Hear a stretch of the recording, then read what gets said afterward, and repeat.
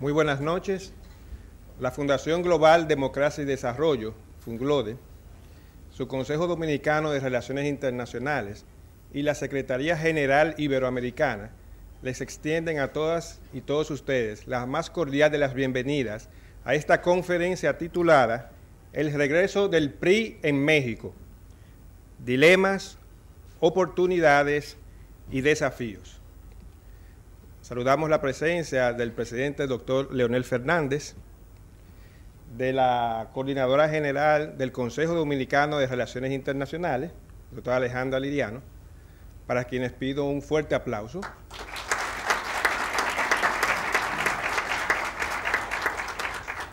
Agradecemos la presencia también del doctor Marino Vinicio Castillo, director general de Integridad y Ética Gubernamental, del senador Julio César Valentín, así como también del general Zorrilla,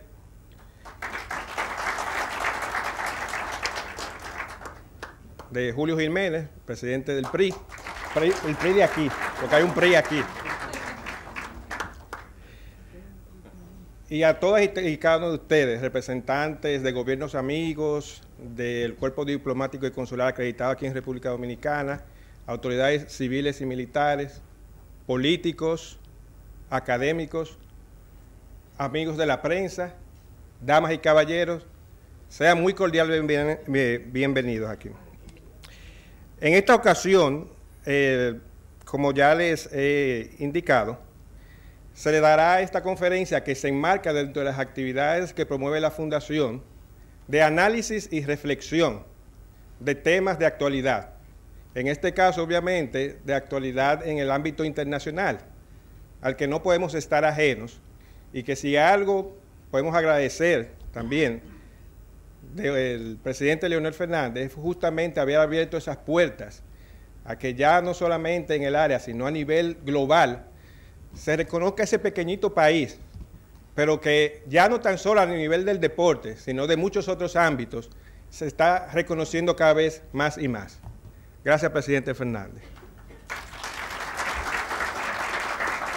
Quisiera aprovechar y extender las excusas formales del director ejecutivo de la Fundación Global, Marco Herrera, quien por motivos ajenos a su voluntad no se encuentra aquí presente. De hecho, tuvo que salir prácticamente de urgencia anoche al exterior. Sin mayor preámbulo, nosotros tendremos la presentación del charlista invitado por parte de la doctora Liriano, inmediatamente después la conferencia por parte de él, y luego se tendrá oportunidad por parte de todos y cada uno de ustedes de una sesión de preguntas y respuestas. Con ustedes, la doctora Alejandra Liriano. Muchas gracias, Cesario. Buenas noches. Es un placer recibirle, doctor Otto Granados, en la Fundación Global y en el Consejo Dominicano de Relaciones Internacionales. Y voy a pasar a darle lectura a una síntesis de su larga hoja de vida. El doctor Otto Granados es especialista en análisis político, función pública, competitividad, comunicación política y asuntos internacionales. En la actualidad es director general del Instituto de Administración Pública del Sistema Tecnológico de Monterrey, prestigiada institución particular de educación superior en México. Otto Granados es un abogado egresado de la Universidad Nacional Autónoma de México. Estudió una maestría en Ciencias Políticas en el Centro de Estudios Internacionales del Colegio de México y desde 1977 ha sido colaborador de diversas publicaciones y autor y coautor y editor de más de 15 libros y numerosos artículos y ensayos. Co-dirige diversos programas académicos de capacitación para funcionarios públicos en el Centro de Estudios sobre México de la Unión Europea y la Fundación Ortega y Gasset de España. Imparte conferencias y seminarios sobre política, educación, competitividad y comunicación en México y en el extranjero. En 2008 fue distinguido como profesor honorario del Instituto de Estudios Bursátiles de Madrid, España, una institución adscrita a la Universidad Complutense y patrocinada por la Bolsa de Valores de Madrid. En actividades internacionales ha sido consejero de la Embajada de México en España y embajador de México en Chile. En 1990 fue condecorado por el Gobierno de España con la Orden al Mérito Civil en grado de Gran Cruz y en los últimos 18 meses ha participado en diferentes reuniones anuales y regionales como el World Economic Forum de Davos, el cual seleccionó en el 1994, le seleccionó al doctor Granados como uno de los 100 líderes globales. En 2004 fue observador internacional en las elecciones presidenciales de la República Dominicana, que como recordará el doctor Granados, la ganó nuestro presidente Leonel Fernández. En el ámbito de la administración pública fue gobernador del estado de Aguascalientes, México, y al final del periodo el estado aparecía en el primer lugar de más de 37 indicadores a nivel nacional. Fue también director general de Comunicación Social de la Presidencia de la República de México durante el gobierno de Carlos Salinas de Gortari y secretario particular del secretario de Educación Pública Jesús Reyes Heroles. Quisiéramos seguir leyendo una hoja de vida tan extensa, pero lo que nos motiva esta noche es aprovechar el tiempo del doctor Granados en República Dominicana para compartir esa vuelta del PRI al poder. El PRI, el Partido Revolucionario Institucional, puesto que le decíamos al doctor Granados que nosotros tenemos un PRI en República Dominicana. Entonces el PRI de México, la vuelta al poder después de 12 años fuera de él, cuáles son los dilemas, cuáles son las oportunidades y los desafíos. Dejamos el auditorio entonces al doctor Granados.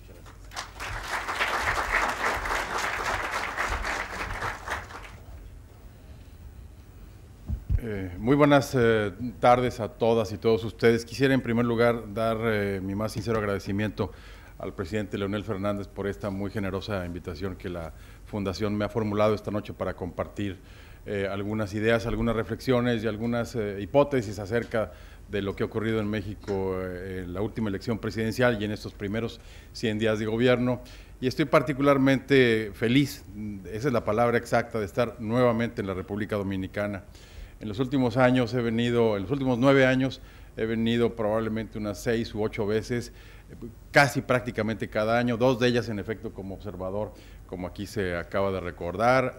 Ayer mismo estuve acompañando al senador Valentín en el conversatorio de Santiago, he venido a otros temas de competitividad, en fin, me he vuelto un visitante habitual de la República Dominicana y créanme que siempre me encuentro gratamente sorprendido de lo que veo cada vez que vengo. Siempre hay algo nuevo, algo mejor en este gran país. Pero lo que vio esta tarde, un poco antes de iniciar esta sesión, me dejó absolutamente maravillado por razones estrictamente profesionales. Yo he compartido mi vida entre la política y la academia. Los políticos dicen que soy un gran académico, los académicos que soy un gran político. El caso es que ninguno me quiere en ninguno de los dos lados, por eso me mandan al otro lado. Y por lo tanto vi con especial sensibilidad lo que es ahora la Fundación Global, el Instituto de Altos Estudios y la biblioteca. Me llegué una hora antes, algo así, para poder recorrer este conjunto con cierta calma y estoy verdaderamente maravillado. Lo felicito, presidente, y los felicito a todos los que han hecho posible este gran centro de pensamiento, de estudios y de formación que tienen aquí en República Dominicana y el Caribe. Así que ya presentaré al término de esta conferencia una solicitud para venirme algún día como profesor o investigador de la Fundación y del Instituto en el futuro. Esta tarde he preparado una presentación en donde quisiera compartir con ustedes algunas reflexiones sobre un fenómeno que quizá no por esperado deja de motivarnos a un análisis más minucioso de lo que ocurrió. Me gustaría recordar que dada la larga historia del PRI, su larga biografía de 71 años en el poder, que concluyó en el año 2000 con la primera alternancia electoral, en los días posteriores a esa elección, que fue en julio del año 2000, se publicaron, tanto en la prensa internacional como en la prensa mexicana, numerosos artículos que prácticamente decretaban de una u otra forma el fin del PRI. Recuerdo, entre otros, por ejemplo, alguno del gran escritor mexicano Carlos Fuentes, que decía un poco que iba a serle muy difícil al PRI levantarse, que probablemente iba a sufrir un proceso de balcanización, de pulverización a lo largo de la República en distintas fuerzas políticas locales, lo cual había sido justamente parte de su biografía previo a que naciera en el año de 1929. Y como bien decía uno de los grandes políticos mexicanos, uno de los que aquí se mencionó, Reyes Heroles, la verdad es que en política nunca hay muertos para siempre. Y por lo tanto, entonces, el itinerario de los últimos 12 años nos mostró varios cambios en México que sedimentaron de muy distintas maneras la posibilidad de que tras la primera alternancia del año 2000 hubiese una segunda ola en el año 2012, que en cierto sentido se encuadra en las tesis de Huntington, descritas cuando estudió las largas transiciones y numerosas transiciones en la tercera ola, que dicen o señalan que las alternancias se vuelven razonablemente frecuentes, aunque no necesariamente para el primer partido que las pierde. Por lo tanto, entonces, el regreso del PRI no es solamente un hecho fascinante desde el punto de vista del análisis o de la ciencia política, sino también lo es desde el punto de vista de cómo responder, con qué desafíos se encuentra un partido que ha gobernado por tantos años, por varias décadas, después de 12 años, y en un mundo y en un México significativamente distintos al que le tocó vivir en el siglo pasado. Por lo tanto, mi presentación va justamente, en primer lugar, a dar algunas pinceladas generales de cómo ocurrió esta elección para que podamos entender el contexto de ella. Segundo, cuáles fueron algunos de los rasgos más característicos que permitieron una competencia muy interesante el año pasado en la elección presidencial, cuáles son algunas de las lecciones que ha dejado la elección, cómo han venido los primeros 100 días del gobierno del nuevo presidente Enrique Peña Nieto y algunas conclusiones o reflexiones que nos sirvan para la conversación que tendremos al final. La primera observación que me gustaría hacer es que tras una larga historia tan peculiar en el régimen político mexicano, las elecciones presidenciales del año pasado lo que han hecho es confirmar que tenemos ya una razonable normalidad electoral, un sistema electoral bastante robusto que es quizás uno de los mejores de América Latina, probablemente uno de los mejores del mundo. Es un aparato ya muy sofisticado, muy complejo, diría yo que muy exacto, también es verdad que muy caro desde el punto de vista presupuestal. La segunda observación importante es que pasada, digamos, esta prueba digamos, técnico-jurídica, el segundo elemento es que el pronóstico general que se produjo en torno a la elección presidencial fue acertado, pero el pronóstico fino, los detalles finos de la política y de la elección fallaron básicamente por parte de las casas encuestadoras, lo cual nos ha abierto ahora la posibilidad de revisar metodologías como para medir y predecir lo que puede ocurrir en las próximas elecciones. El tercer elemento, que es el que yo más destacaría y lo voy a detallar más adelante, es que si bien es cierto que el electorado decidió nuevamente un gobierno sin mayoría legislativa, que es un fenómeno que tenemos desde 1997, incluso 3 años antes de la derrota del PRI en el año 2000, de todas formas, esta que fue una característica, digamos, preocupante, se ha vuelto una fortaleza. Como suele ocurrir en la política, en México está haciéndose de la necesidad virtud. Y voy a volver con este punto más adelante.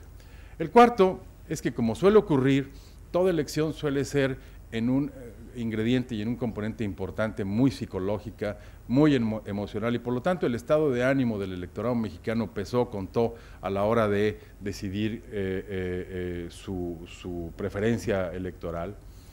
El quinto elemento, que es el segundo aspecto en el cual me gustaría ser más enfático todavía, es que si bien es verdad que el estado de ánimo colectivo en México ha mejorado bastante, la imagen del país en distintos medios internacionales influyentes como The Economist o Financial Times o algunos otros es sumamente positiva. De todas formas, el hecho de que el electorado haya vuelto a darle un voto de confianza al PRI le presenta desafíos y dilemas mucho más complejos que en la anterior ocasión, porque ahora hay que resolver problemas medulares y fundamentales como la seguridad, como el crecimiento, como la pobreza, que vamos a ver un poco más adelante. Y por lo tanto, la elección por sí misma es un voto de confianza, pero automáticamente no resuelve las grandes asignaturas pendientes. Y finalmente hay un claro reacomodo de fuerzas políticas y una recuperación notable de la iniciativa del presidente, que ligaría yo esta observación general con este elemento que mencioné de un gobierno sin mayoría. Después de 12 años de dos administraciones sexenales de gobiernos del Partido Acción Nacional, fue particularmente importante darle un seguimiento a cómo el estado de ánimo se iba comportando. Y lo digo yo porque cuando recordamos las encuestas inmediatamente posteriores a la primera victoria del PAN, que fue la de Vicente Fox en el año 2000, las encuestas eran tremenda, abrumadora, categóricamente positivas, eufóricas y hasta exultantes. Es decir, el elector promedio mexicano supuso horas después, ni siquiera meses después, horas después, que la mera alternancia iba a producir un cambio importante en algunos o en varios de los problemas mexicanos estructurales como estos que acabo de mencionar. Y por lo tanto, en mi opinión, estos 12 años el electorado mexicano se ha ido volviendo un electorado más cauteloso, aunque ciertamente influido por razones anímicas y por razones electorales. En mi opinión, hubo por lo menos 2 o 3 variables importantes que influyeron en la forma en que el elector fue moldeando su estado de ánimo para acudir a la casilla electoral. El primero de ellos es el de la economía, el segundo es el de la seguridad. Entre los activos, digamos, importantes de estos últimos 10 o 15 años en México, se encuentra en primerísimo lugar una muy sólida estabilidad macroeconómica. Las reservas del país eran en ese momento de 159,000 millones de dólares, hoy son de 165,000 aproximadamente, lo cual puede decir mucho o poco, depende con quién nos comparemos con qué otro país.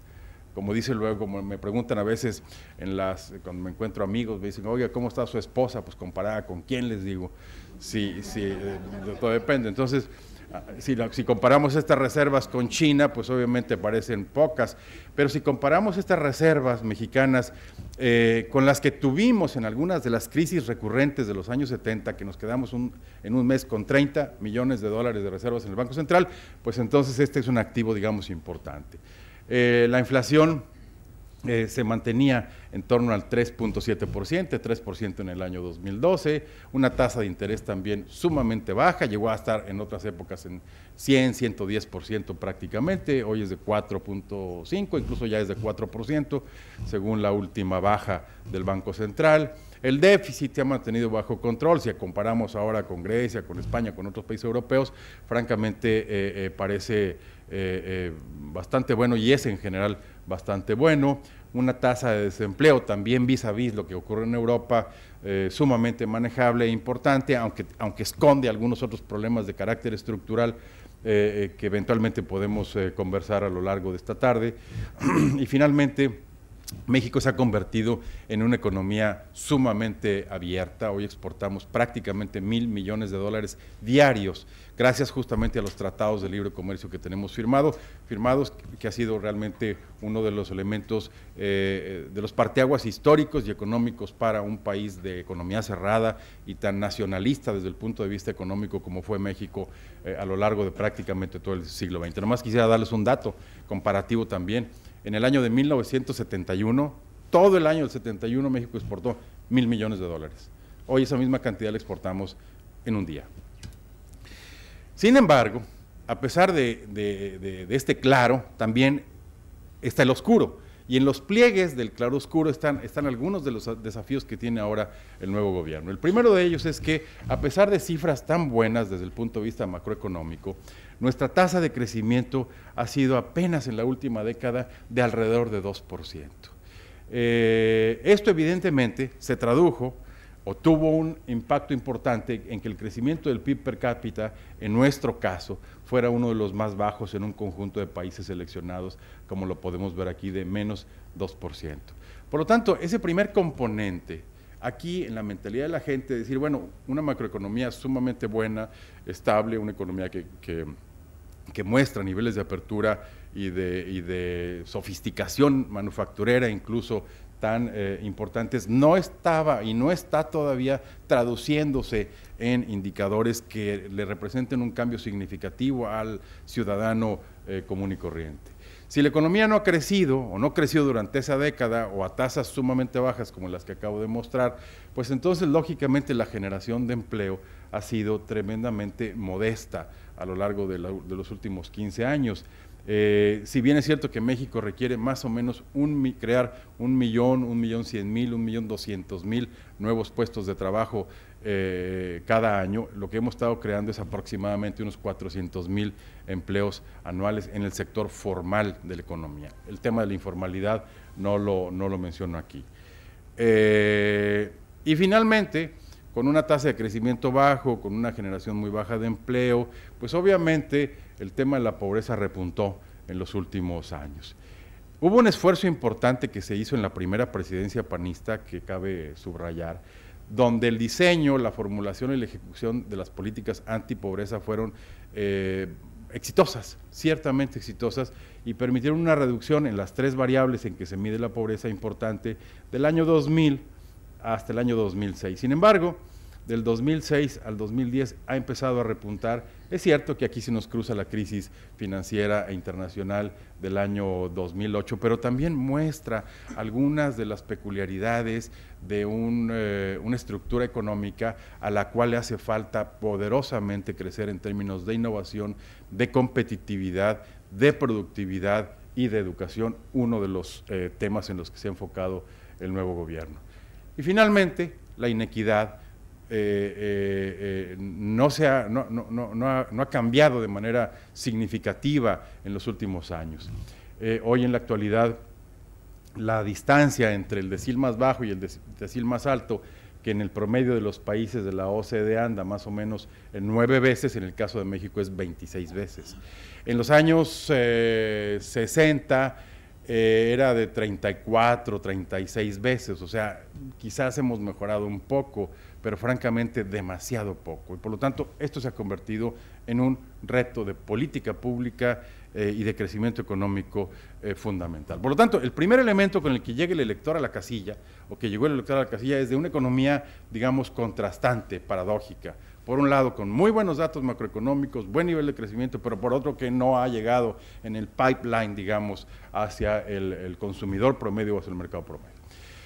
El segundo elemento, diría yo, más importante que el primero, es el tema de seguridad pública. Como todos ustedes lo saben, porque este es un auditorio calificado intelectual, académica y políticamente, y seguramente siguen las noticias de lo que ocurre en todo el mundo, el tema de seguridad pública se nos convirtió en digamos, en un estigma en el caso mexicano a lo largo de los pasados 6 años.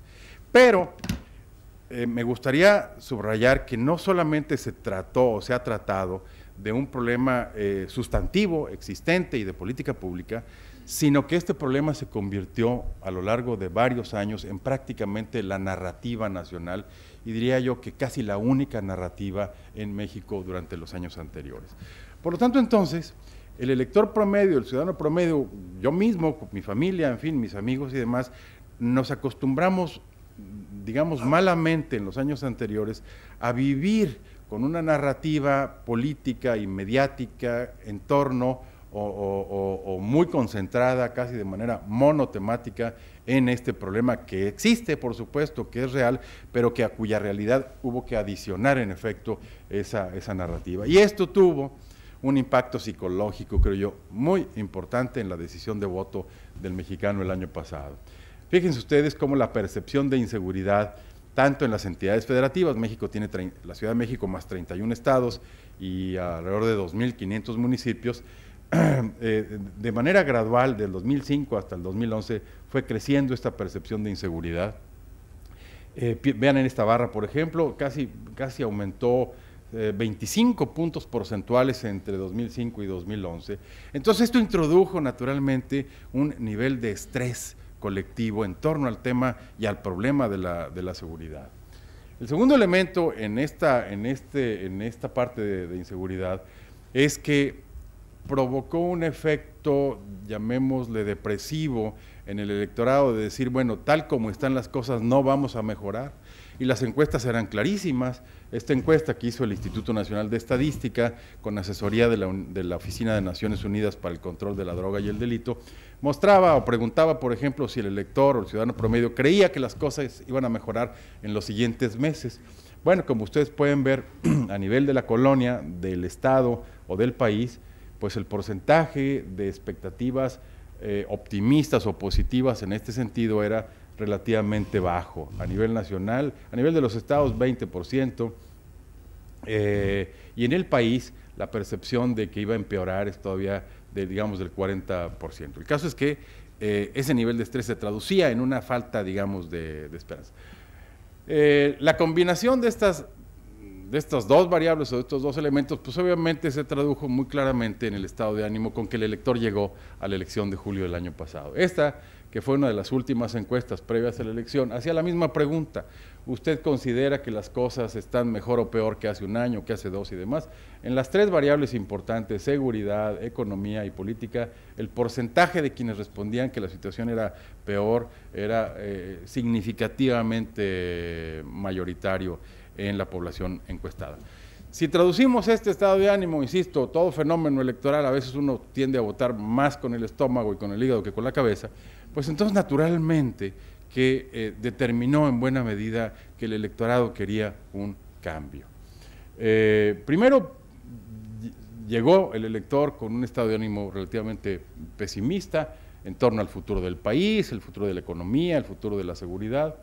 Segundo, 12 años de gobierno fueron desgastantes para el PAN y para cualquier partido. Es verdad que, como decía algún político italiano, Andreotti o alguno de estos, el poder desgasta, ciertamente, aunque desgasta más el no poder o la oposición, pero en el caso del PAN, los 12 años fueron años, digamos, de profundo desgaste, y yo diría que particularmente el segundo gobierno, el de la administración Calderón. El tercer elemento, que es muy interesante de tratar de discernir, es que un porcentaje de los electores decidió cómo iba a votar casi hasta el final, o sea, días antes de la elección. O sea que se planteó en un dilema de si continuar con gobiernos que lo estaban dejando insatisfechos, o volverle a dar la confianza al viejo partido del siglo pasado, a ese gran partido histórico, pero que finalmente, digamos, podía representar algo controvertido, polémico, como fue en el caso mexicano.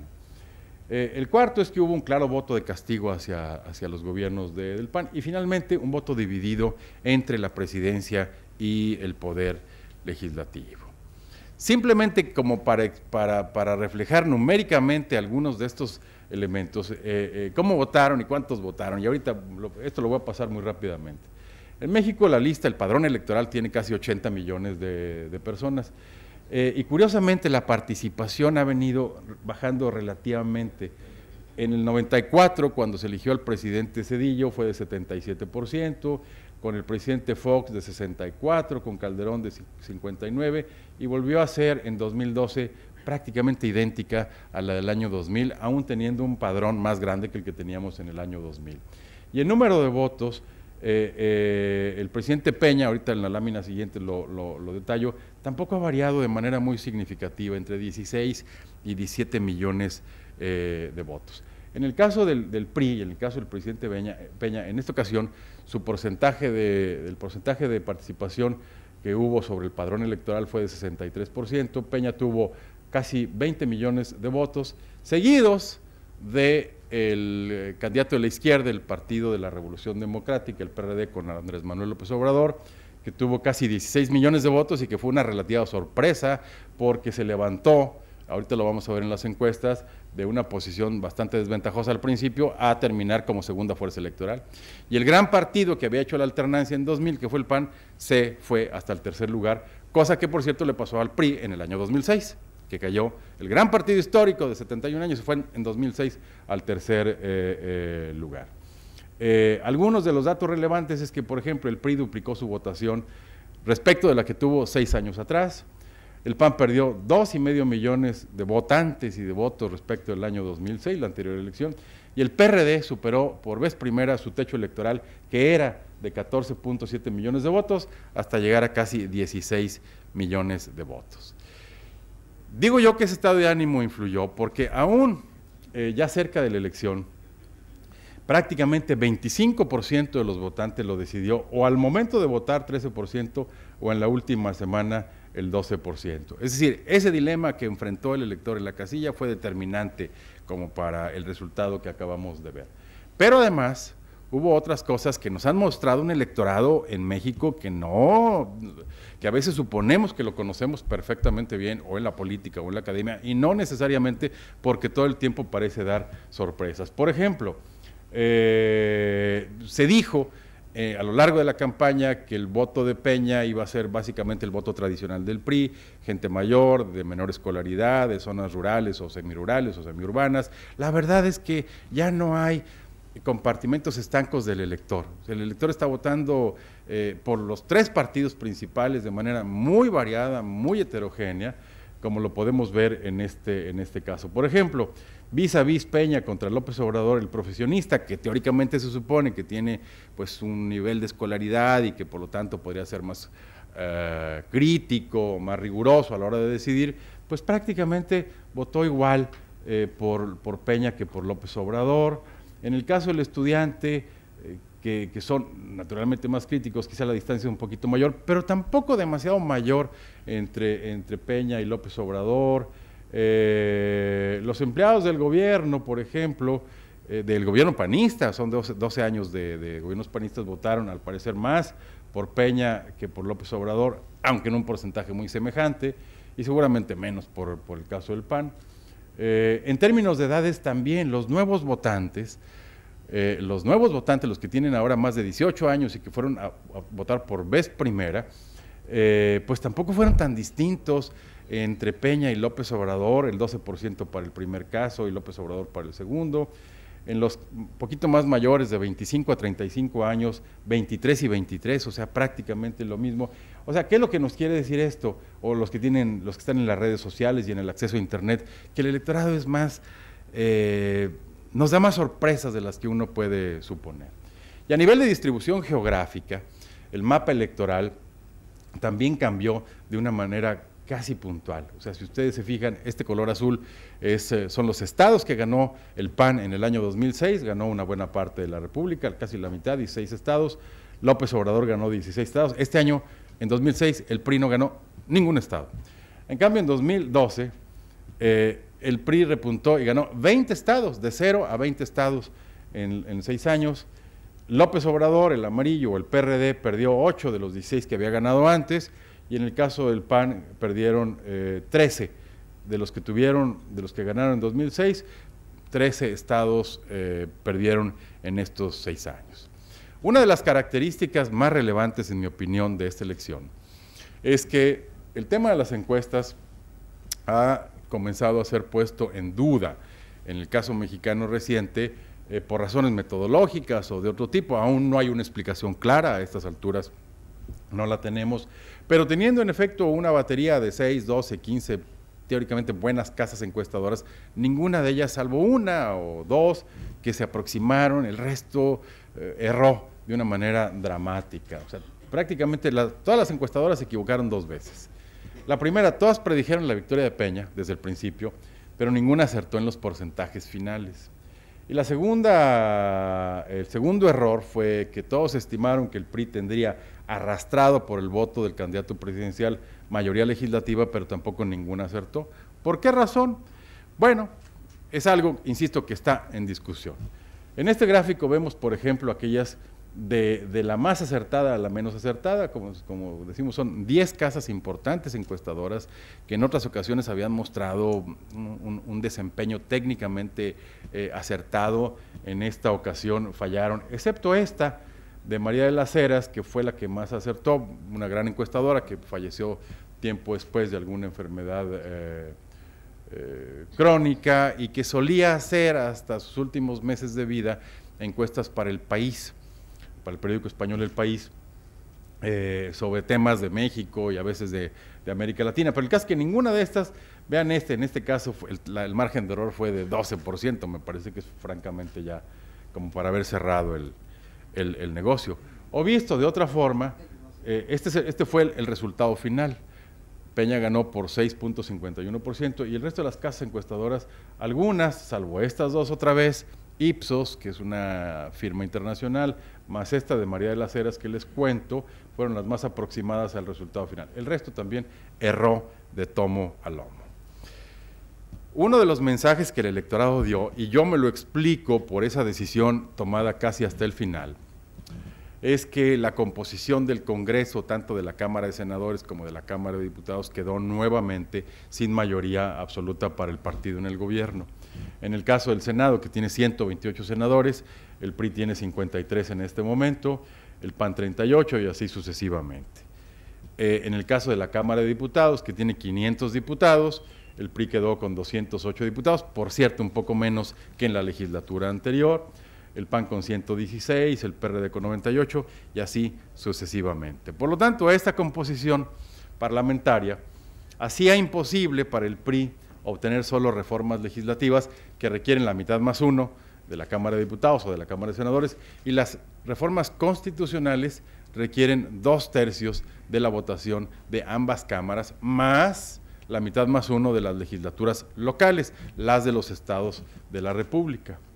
De haberse mantenido este mapa así, tal cual quedó numéricamente, o sea, de no haberse hecho un ejercicio político que después se hizo, pues lógicamente habría llevado al país y al nuevo gobierno nuevamente una parálisis legislativa como la que hemos venido teniendo desde el 97 o que veníamos teniendo desde el 97, habría reducido, y hablo en condicional por lo que voy a explicar más adelante, habría reducido el margen de maniobra política del nuevo gobierno para sacar reformas importantes, y finalmente habría producido decepción y severo desgaste político, y muy rápidamente, porque el votante esperaba que finalmente si regresaba el partido que teóricamente tiene más experiencia o más colmillo político, o más astucia, o más olfato, o todo eso, pues entonces el no producir resultados a un plazo relativamente rápido habría sido políticamente decepcionante y muy desgastante.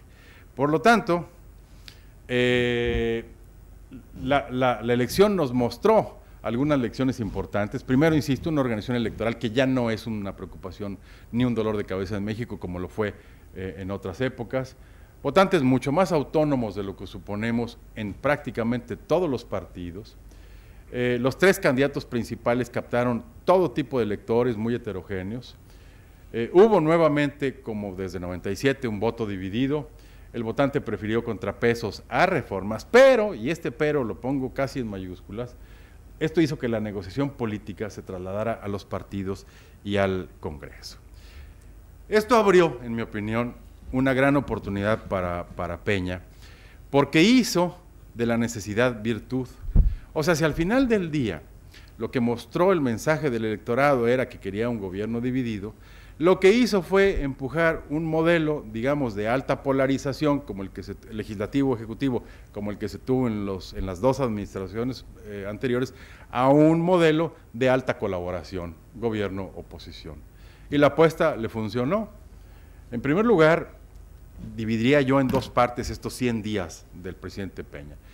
El primero de ellos que tiene que ver con el modelo, con el tipo de presidencia, y el segundo con las reformas actualmente iniciadas. El primero de ellos es que tras 12 años, sobre todo los 6 primeros del presidente Fox, de una disolvencia institucional en el caso de la presidencia, de una presidencia que con Fox se vació un poco y diluyó las facultades y el poder que tenía, el cual fue rápidamente cubierto y los vacíos fueron rápidamente llenados por otros actores políticos en el país. En el caso de Peña define un estilo en donde vuelve a una presidencia fuerte, una presidencia ejecutiva, digamos, como fue culturalmente usual en nuestro país.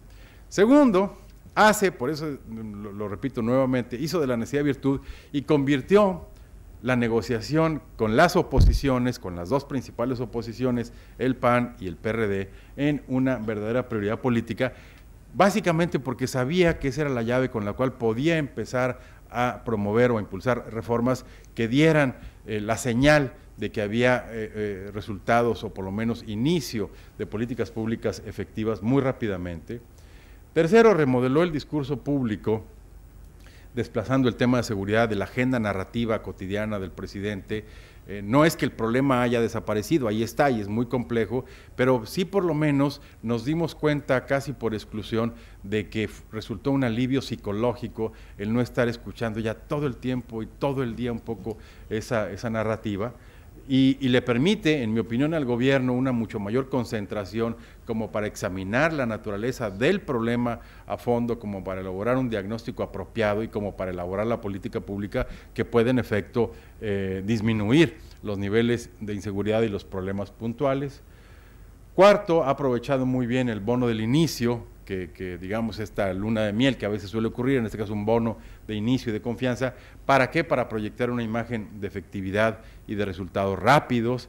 Y finalmente ha sabido, en mi opinión, articular muy correctamente las expectativas de la sociedad mexicana con las acciones que ha tomado hasta el momento.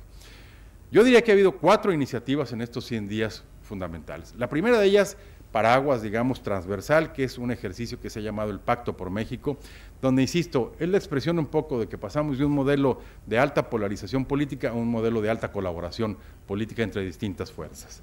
El Pacto por México fue un documento que se negoció previo a la toma de posesión del presidente entre el equipo del presidente y el presidente mismo y los 3 principales partidos, incluido el suyo, y por supuesto los legisladores, los nuevos legisladores que iban a empezar y que arrancaron a finales del año pasado.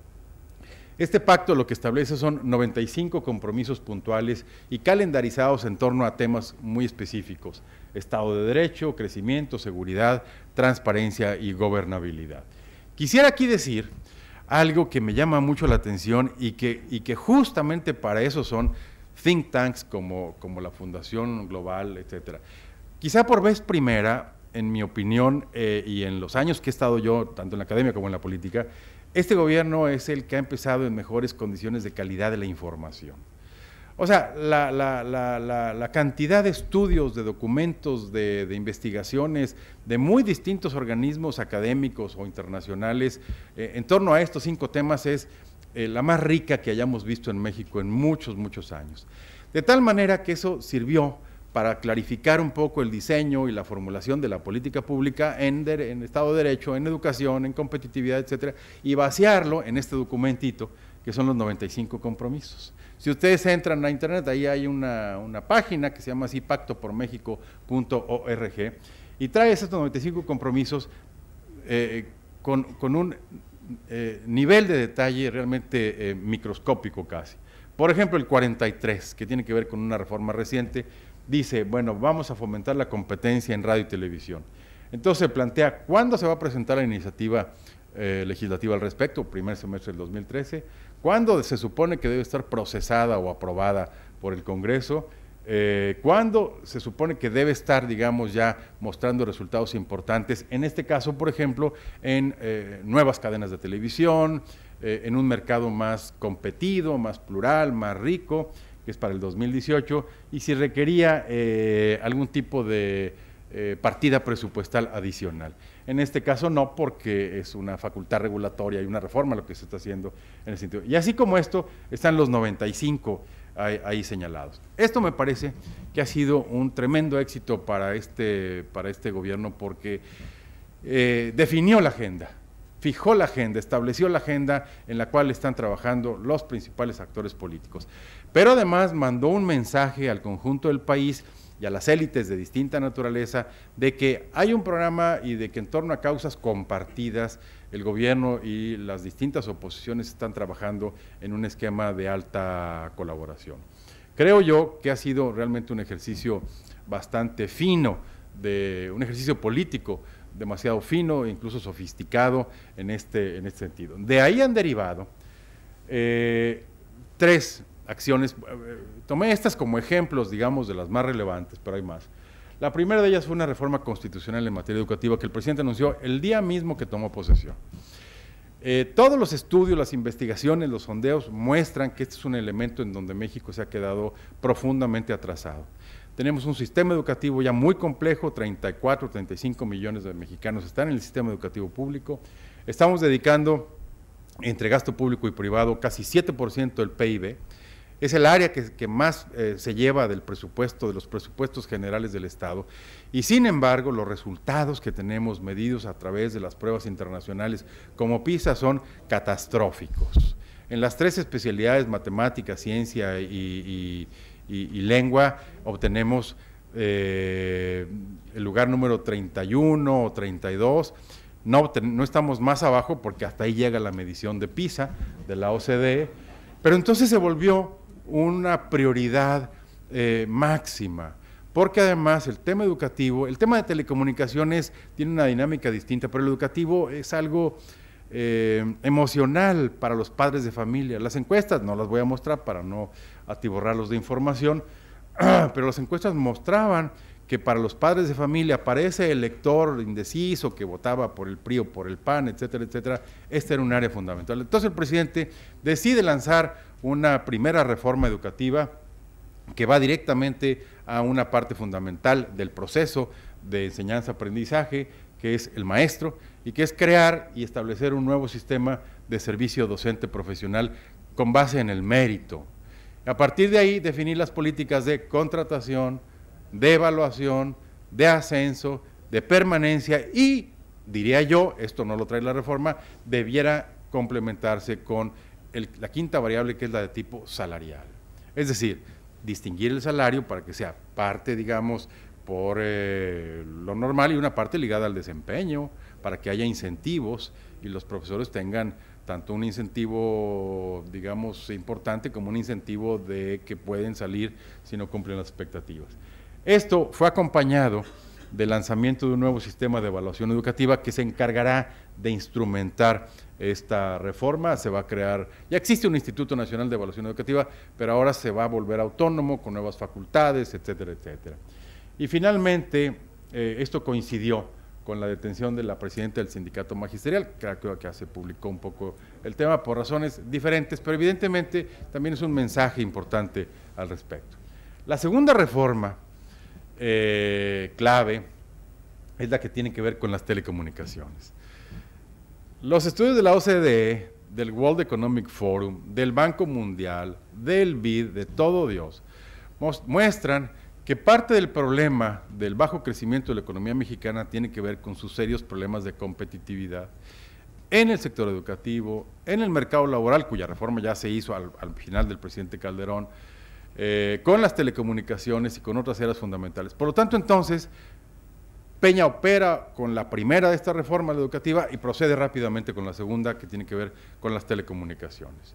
¿Cuál es aquí un poco el racional que él explica? Dice, es muy simple, dijo Peña, es tan simple como el ABC, abrir el mercado, bajar los precios, mejorar la calidad y la competitividad en todo tipo de mercados de telecomunicaciones, televisión, radio, internet, etcétera, etcétera, etcétera. Esta reforma contiene varias cosas, de las cuales solamente destaco algunas de las más relevantes.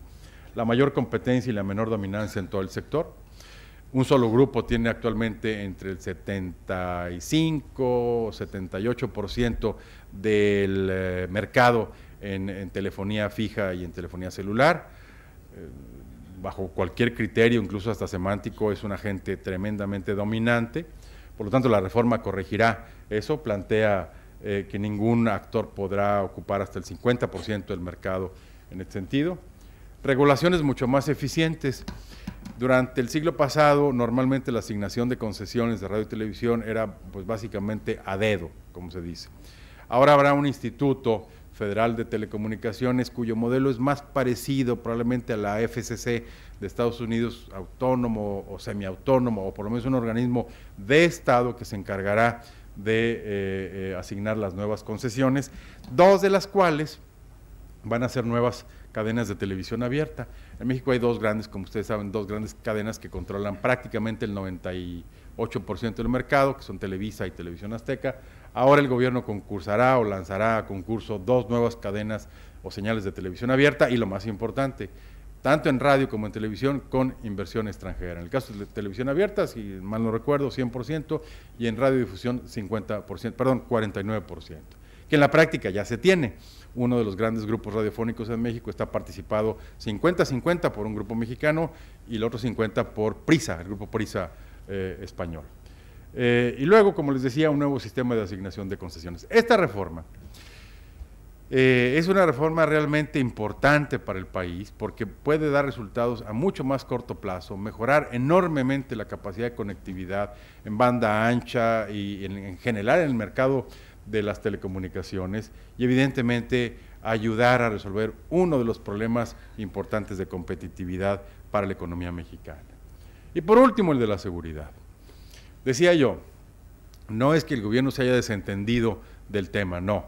Lo que ha hecho es colocarlo a nivel de narrativo en una dimensión apropiada que permita un poco pensar más serenamente en la dimensión del problema y poder concentrarse en la política pública específica que tiene que ver con el tema de seguridad pública y combate a la delincuencia. La primera medida que ha tomado el presidente es volver a concentrar un poco los distintos instrumentos y cuerpos alrededor del Ministerio de la Secretaría de Gobernación, o sea, el Ministerio del Interior en otros países, y esto me parece que es un elemento fundamental. México es un país complejo, como dije, federal, donde hay un gobierno federal importante, hay 32 gobiernos estatales, hay 2.500 municipios, de los cuales 300 o 400 tienen mucho peso, que son ciudades importantes como Tijuana, como Guadalajara, como Monterrey, como Ciudad Juárez, como Mérida, etcétera, etcétera, y tenemos aproximadamente entre federales, estatales y municipales unos 2.000 cuerpos de policía.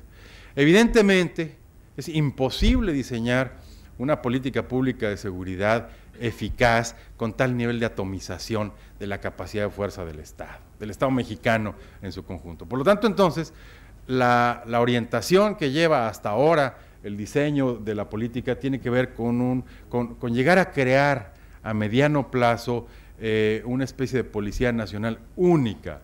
Hay algunos modelos que se están evaluando, el caso de España, el caso del Chile, el caso de Colombia, como para intentar tener una mucho mayor coordinación entre la Federación, los estados y los municipios y por supuesto a nivel de los distintos cuerpos policíacos. Entonces desapareció la Secretaría de Seguridad Pública, la volvió a adscribir como un comisionado nacional dentro del Ministerio de Gobernación, que es un ministerio ahora poderoso con todas estas nuevas facultades, y concentra en él las facultades y los mandos en la propia Secretaría de Gobernación.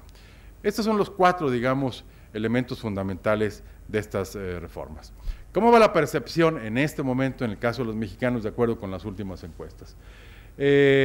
Probablemente no haya variado sustancialmente lo que teníamos 8 meses o 9 meses atrás, aunque algunos indicadores empiezan ya por lo menos a romper el estatus, digamos, de ascenso.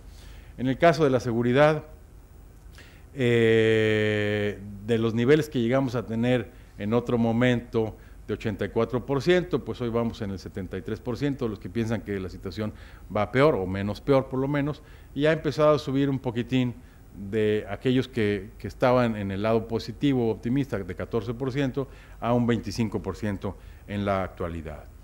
En la percepción sobre la situación económica, donde la respuesta negativa o pesimista de peor llegó a ser del 87%, hoy la tenemos ya en 74%, y por lo tanto la optimista anda sobre de 12%, se ha duplicado al 24% en el mes de febrero. La aprobación que en este momento trae el presidente Peña anda en torno al 60%, a los 90 días traía 52%, y cuando arrancó el 1 de diciembre traía 54%. Siempre suele ser esto un dolor de cabeza para todos los presidentes. Aquí hay uno que lo sabe perfectamente bien y uno se despierta todas las mañanas y después del sabor amargo del café, la nota mala del periódico y luego la encuesta, es casi para no salir ni de la cama. En el caso de Peña ha alcanzado en este momento un 60%, en mi opinión es un buen porcentaje, casi diría yo que a veces uno se seduce cuando anda en niveles de 70, 72, 74, 76%, pues sí, pero mientras más alto anda uno, la caída es más dolorosa. Entonces más vale cierta prudencia, cierta mesura, y en mi opinión es un buen porcentaje. Y si la gente, cuando se le pregunta, cree que ha hecho más o menos de lo esperado, el 42% piensa que ha hecho lo que se esperaba, el 40% que ha hecho menos de lo que se esperaba y el 7% que más de lo que se esperaba. De tal manera que si lo vemos de esta forma, pues casi la mitad piensa que ha hecho lo que se esperaba o un poquito más de lo que se esperaba y el 40% menos de lo que se esperaba. Finalmente, aunque las cosas han arrancado bien, diría yo, o incluso muy bien, en prácticamente todos los sentidos, hay una mucho mejor percepción de las cosas, la imagen internacional sigue siendo compleja por los temas de seguridad o los eventos que ocurren en zonas turísticas, por ejemplo, etcétera. De todas formas, ya va un poco siendo más equilibrada en términos de las expectativas que el país plantea en otros campos. Entonces, mi primera conclusión sería que el presidente, al final del día, hoy tiene la iniciativa política, ya ha definido la agenda pública y todos los que han hecho o hemos hecho política sabemos que este es un elemento fundamental de eficacia y de buena gobernabilidad. Segundo, tiene el control sobre su partido y sobre el aparato político. Esto fue un elemento muy importante en la cultura del PRI mexicano, porque el PRI fue un partido que nació desde el poder, para agrupar a todas las fuerzas locales, regionales que existía después de la Revolución, en 1929. El PRI nació como una suma de, no sé, 500 o 600 clubes, ligas, pequeños partidos locales, etcétera. Entonces, su gran referente a lo largo del siglo XX fue el presidente de la República. Es decir, era un poco el líder natural, innato de su propio partido. Y cuando el PRI pierde el poder, entonces se quedó como un sistema solar sin sol, flotaba un poco como un satélite medio perdido en el espacio, y hoy hay una recomposición en esa dirección que yo creo que ha sido razonablemente saludable porque ha introducido cierto orden. Tuvimos durante la época del presidente Zedillo una frase, en mi opinión, poco afortunada, donde dijo, bueno, con el PRI, con mi partido voy a sostener una sana distancia. Ahora es un poco al revés, lo que se quiere es sostener una sana, ejercida y frecuente cercanía. La tercera conclusión a la que yo llegaría es que, por supuesto, estas reformas con las que se ha empezado son muy buenas y muy positivas, pero no hay que ignorar que su instrumentación es compleja, va a ser lenta y sus resultados en el campo de la educación, por ejemplo, pues los vamos a ver hasta dentro de una generación o generación y media, como nos muestran algunas experiencias asiáticas, el caso de Corea del Sur particularmente. Sin embargo, el hecho de que una vez anunciadas las reformas y diseñadas en sus pinceladas iniciales vayan mostrándose algunos resultados, aunque sean pequeñines, le va a dar un nivel de credibilidad importante al gobierno como para seguir profundizando en estas y en otras que puedan venir en el futuro. Hay dos de ellas, por lo menos, para las cuales ya hay un sedimento importante, que yo creo que ocurrirán en el resto del año o en el primer semestre del que viene, que son la fiscal y la energética. México, como algunos de ustedes saben, es un país que recauda poco. Quitada la renta petrolera, nuestra recaudación fiscal anda en el orden de un 11% aproximadamente, una de las más bajas en América Latina. Aquí la presión tributaria anda en 12.8%, si mal no recuerdo, 13% en Dominicana. El promedio en América Latina o en la OCDE andan 16, 18% o incluso un poco más alta, y en nuestro caso no va a ser posible financiar un sistema de seguridad social universal o una mejor educación si no hacemos una reforma fiscal.